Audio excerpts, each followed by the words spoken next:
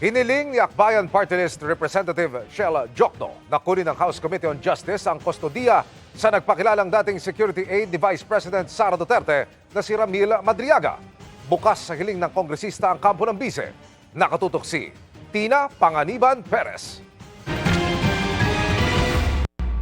Sa formal na sulat na ipinadala sa House Committee on Justice, nagmosyon si Akbayan Representative Shela Jokno na ilipat sa komite ang kustodiya ni Ramil Madriaga. Si Madriaga ang nagpakilalang dating security aide ni Vice President Sara Duterte na nagsabing naghatid siya ng milyong-milyong pisong pera sa ilang individual sa utos umano ng bise.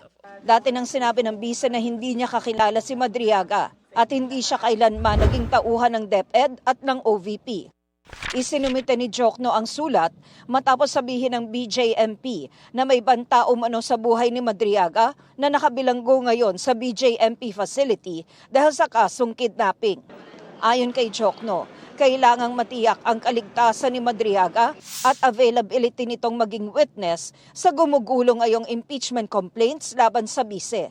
Precisely why we want to make sure that he can come before the committee so that we can assess kung talagang ano ba yung alam niya bilang personal knowledge niya at kung talagang kapaniwala siya.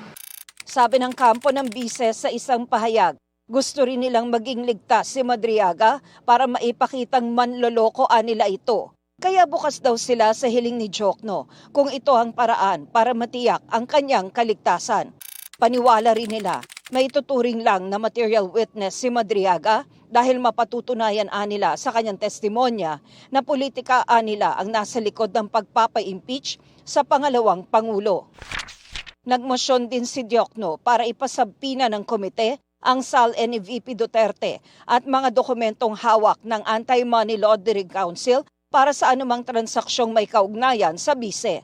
Kasama sa mga pinapasabpina ni Akbayan Representative Shela Jokno sa House Committee on Justice ay mga record ng accounts na nasa pangalan ni Vice President Sara Duterte, nasa pangalan nila ng kanyang asawang si Atty. Manny Scarpio at nasa pangalan nila ng kanyang amang si dating Pangulong Rodrigo Duterte.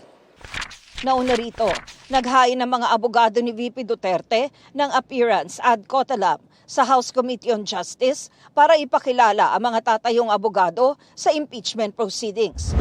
Ayon kay committee member Congressman Terry Ridon, posibleng may conflict of interest sa mga abogadong sina Atty. Michael Powa na dating spokesperson ng DepEd at Atty. Reynold Munsayak na dating Assistant Secretary for Procurement ng DepEd dahil posible silang maging mga witness sa impeachment proceedings.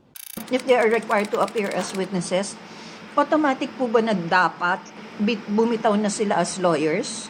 It would also depend kasi kung ano yung ilalaman ng kanilang testimony. And then that would be the time that that decision would have to be made. May hanggang Lunes si VP Duterte para maghain ng sagot sa mga impeachment complaint laban sa kanya. Para sa GMA Integrated News, Tina Panganiban Perez, nakatutok 24 oras.